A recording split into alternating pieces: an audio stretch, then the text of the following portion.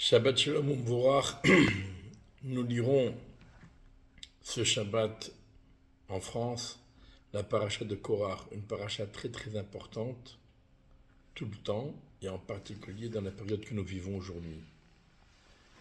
Cette paracha, elle porte un nom, Korach, et elle contient aussi une mitzvah, Veloti ke Korach v'chadato.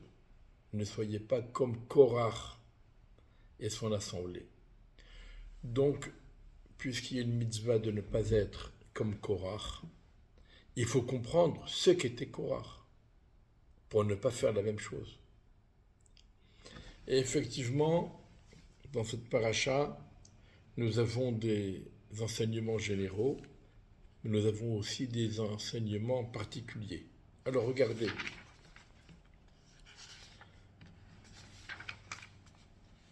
Korach,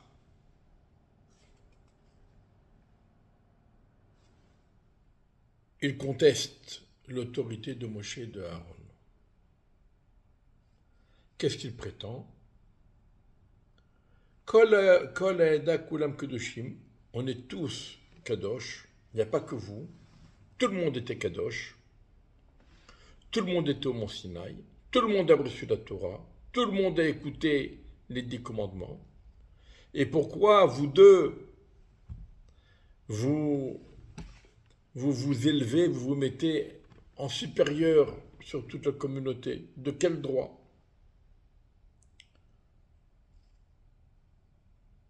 Très bonne question.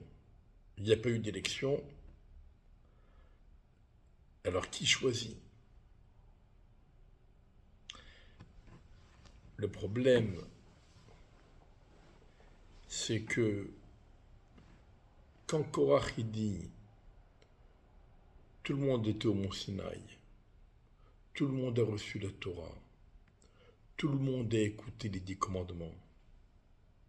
Donc, tout le monde a vu comment Dieu a choisi Moshe. Dieu a nommé Moshe. Dieu a choisi Moshe. Moshe est l'intermédiaire qui a été choisi par Dieu. Alors, de là où il puise la force de sa contestation, de là même, il a une réponse à sa question. Donc on est étonné par cet argumentaire de Korach. On est étonné également du fait que pour la première fois, non seulement Moshe ne prie pas pour le salut des belligérants, mais au contraire, il prie et il demande à Dieu, n'écoute pas leurs prières, n'agrée pas leurs demandes. Lorsqu'ensuite les bénis Israël vont continuer dans le chemin de Korach,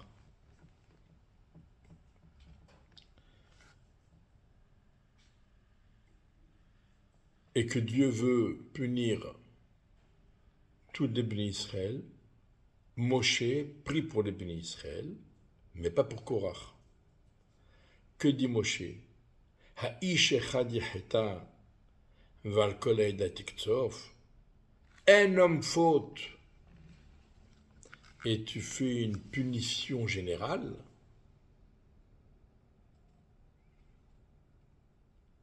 Donc en vérité, Moshe accepte l'idée que Korach et ses complices méritent d'être punis. Il ne prie pas pour eux. C'est vrai, Moshe a tenté dans un premier temps à apaiser la situation, à rétablir la paix et le calme.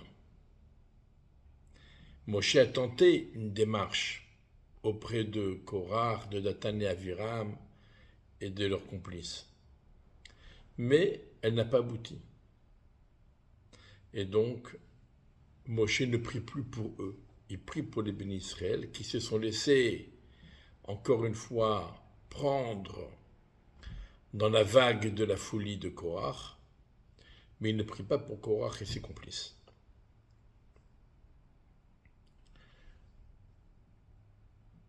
Que dit Moshe? Si ces personnes vont mourir d'une mort naturelle, c'est que ils auront eu raison. Ce n'est pas Dieu qui m'a envoyé. Mais si il y aura une créature particulière et la terre ouvrira sa bouche et engloutira ces hommes et tout ce qui leur appartient, alors vous saurez par là que ces hommes se sont rebellés contre Dieu et qu'ils méritent leur punition. Et effectivement, c'est ce qui est arrivé. Qu'est-ce que ça veut dire? Il y a une possibilité éventuelle que Moshe ait agi de son propre chef et n'ait pas été envoyé par Dieu. Ce n'est pas Dieu qui l'a nommé chef du peuple d'Israël. Ce n'est pas Dieu qui a demandé à Moshe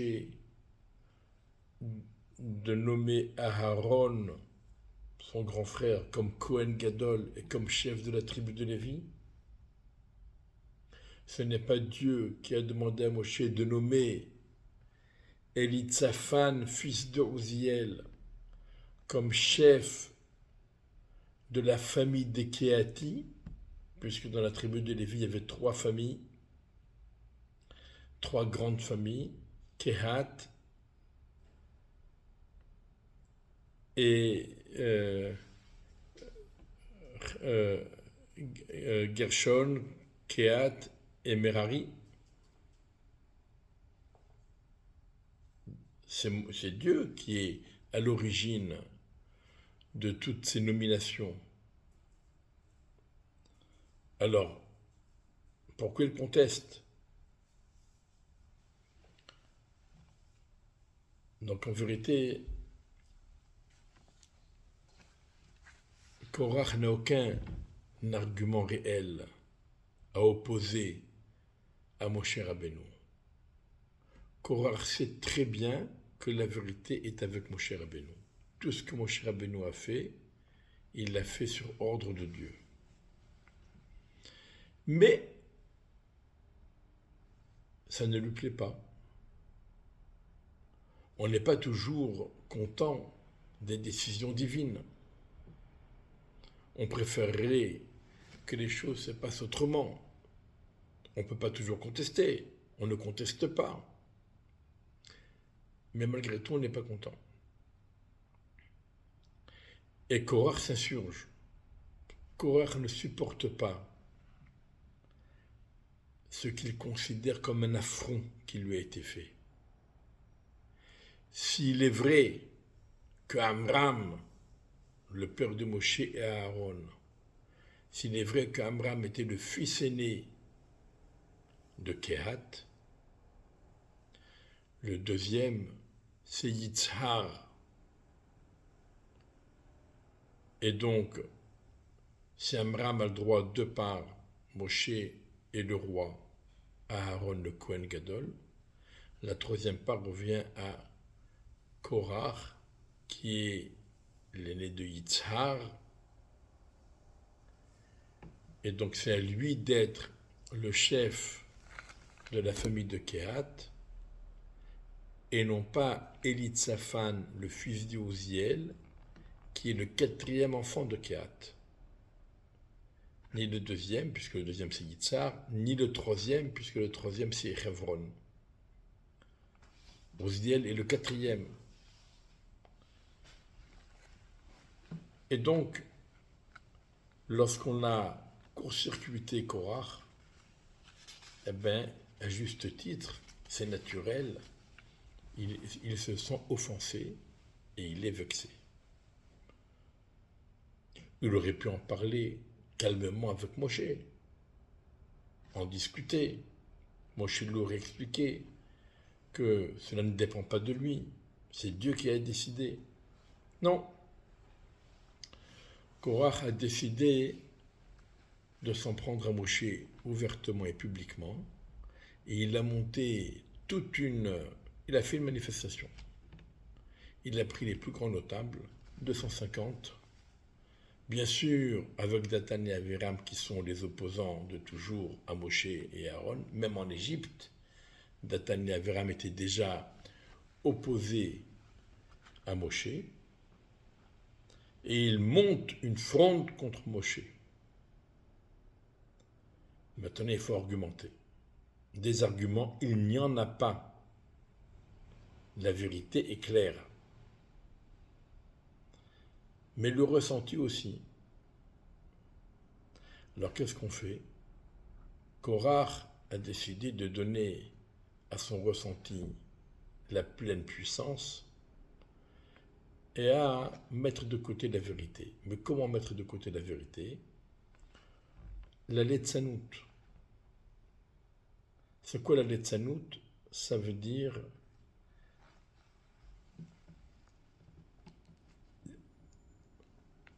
se moquer de quelque chose, lui enlever toute son importance, la vider de son sens. Korach, il a dit, un talit qui est entièrement bleu, est-ce qu'il faut lui mettre un fil bleu?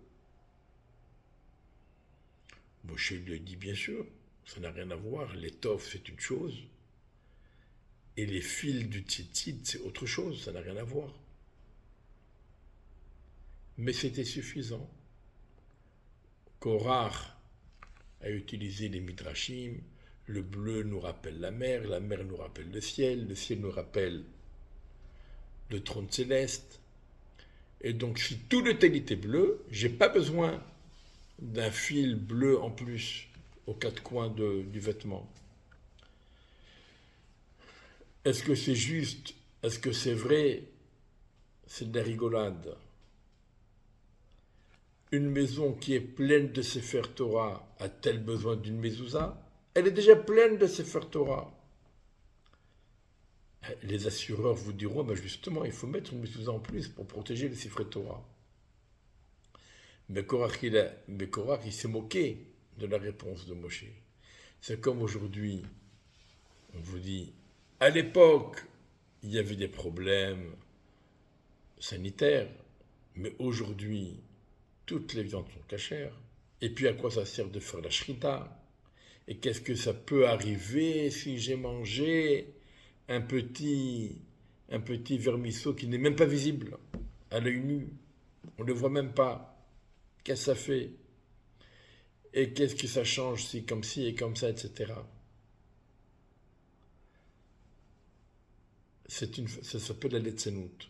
Ça veut dire limiter la Torah et les mitzvot à notre compréhension, et lorsqu'on ne comprend pas, alors ça ne vaut rien. Chas de Shalom. C'est ça la Letzanout, la raillerie.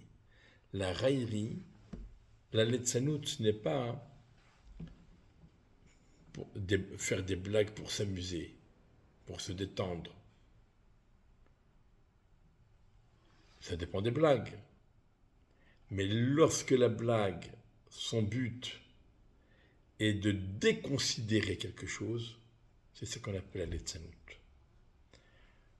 Lorsqu'on fait de la Letzanout sur les mitzvot, on fait de la Letzanout sur la Torah,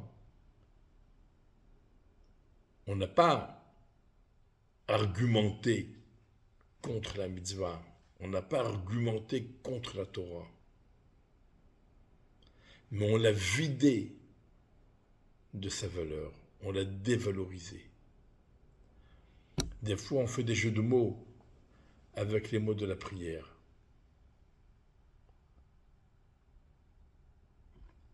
Alors là, il n'y a rien de mieux pour avoir la kavana. Chaque fois qu'on revient sur le mot dans la prière, on pense au jeu de mots qui va avec, qui lui est associé. des fois c'est positif, mais combien de fois c'est négatif? Combien de fois ça dévalorise la prière? C'est ça la Letzenout. C'était ça la force de Korach. Dévaloriser Moshe et Aaron, dévaloriser les mitzvot, dévaloriser l'enseignement de Moshe et Aaron. Et cette façon de faire est tellement grave que Moshe n'a pas prié pour eux. Parce qu'il représente un danger pour tout le peuple d'Israël. Il représente un danger pour l'avenir du peuple d'Israël. Ils incarnent en eux la future réforme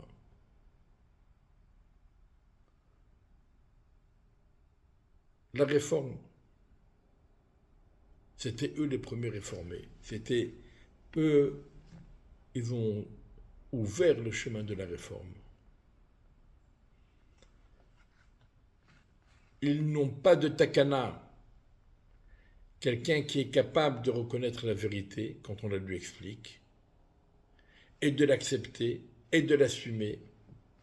Alors on prie pour lui, en espérant qu'il va faire teshuva. Mais quelqu'un qui se moque, qui dévalorise, qui méprise, il n'a pas de takana. Si jamais vous lui faites la remarque, même si ce que vous dites est vrai, vous dites « Ouais, mais c'est pas grave !» Qu'est-ce qu'il y a? Des gens comme ça, ils n'ont pas de takana et ils représentent un danger pour le peuple, et c'est pourquoi Moshe Rabbeinu ne prie pas pour eux.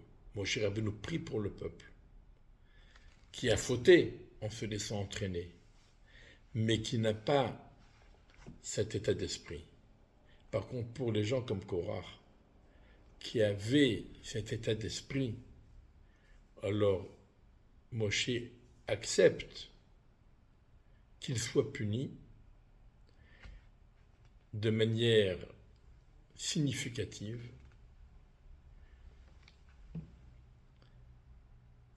et qu'il soit puni de façon à ce qu'il ne reste aucun souvenir d'eux, ni spirituel, ni matériel. Et cette façon de faire est tellement grave que même les enfants qui ont été éduqués dans cet esprit, même les enfants ont été punis. C'est tellement grave que la bouche de la terre qui s'est ouverte et qui les a engloutis a été créée en prévision de cela depuis Erev Shabbat Ben Hashmashot, depuis la veille de Shabbat Ben Hashmashot. En général, on fait les choses en temps et en heure. Pourquoi? Quand est-ce qu'on fait quelque chose Ben Hashmashot? Lorsqu'on est pris de court, il y a quelque chose de très important à faire, on a oublié de le faire, c'était très important, c'est essentiel, et c'est Ben Hashmashot, on dit bon, c'est pas grave, on va quand même le faire. Si c'était quelque chose de pas important, on remet ça à un autre jour.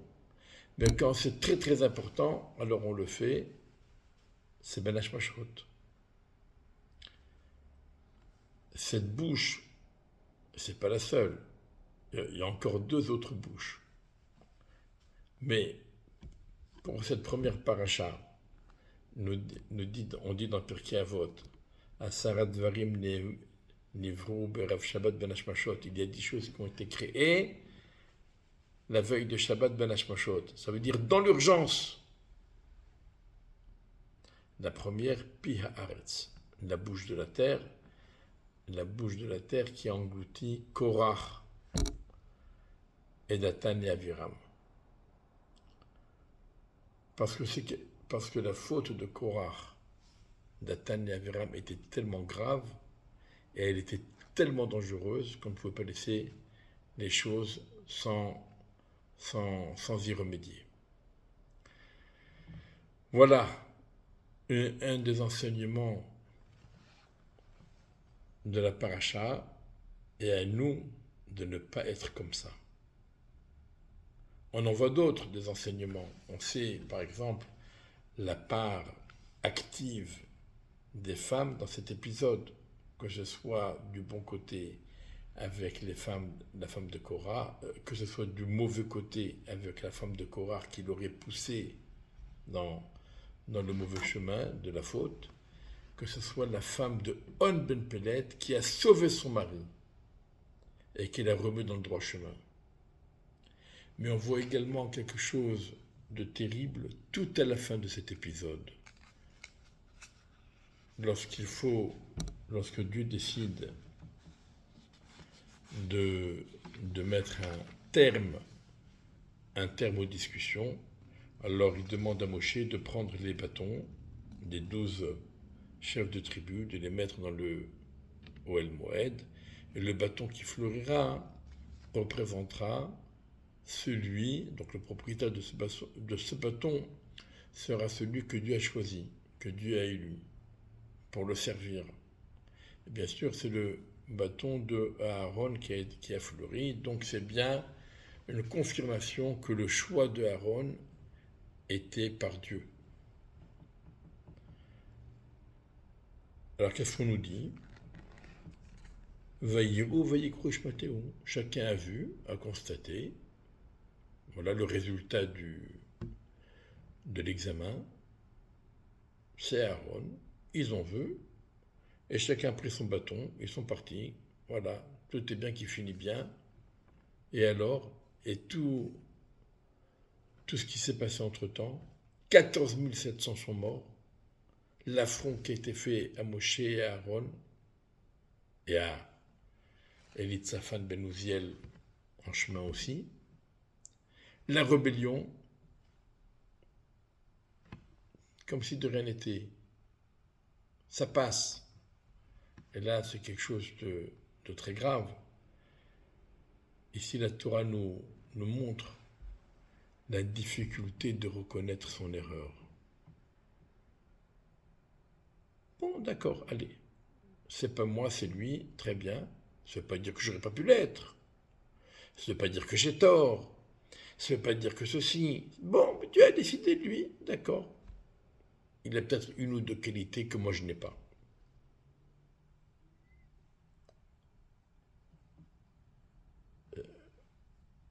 La Torah nous dit, mets le bâton de Aaron dans le Ohel Moed et qu'il soit un témoignage éternel.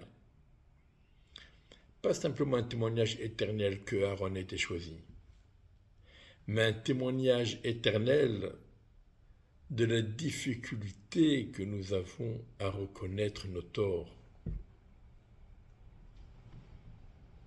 Voilà, que cela nous serve de leçon, et que grâce à ces leçons, et grâce à toutes les leçons que nous apprenons de cette paracha, et en particulier de ne pas mépriser et de ne pas dévaloriser ni les personnes, ni les enseignements. Ne jamais oublier que la Torah, Dieu nous a donné la Torah et la Torah nous guide. Et on ne peut pas mépriser et dévaloriser la Torah. On peut avoir des idées, on peut en discuter honorablement, sérieusement, dignement, mais on ne peut pas mépriser et dévaloriser. Voilà, Shabbat Shalom Umvorach, que cette paracha de Korah nous guide dans la vie de tous les jours, dans des périodes si difficiles que nous traversons, et que par le mérite des enseignements de cette paracha, eh bien, nous puissions mériter donc qu'Akadosh Baruch Hu nous envoie, mes chers Tzedkenu, la Géoula, la reconstruction du Beth Amikdash et le rassemblement dans le shalom de tous les bénis Israël, tous réunis pour servir Hachem.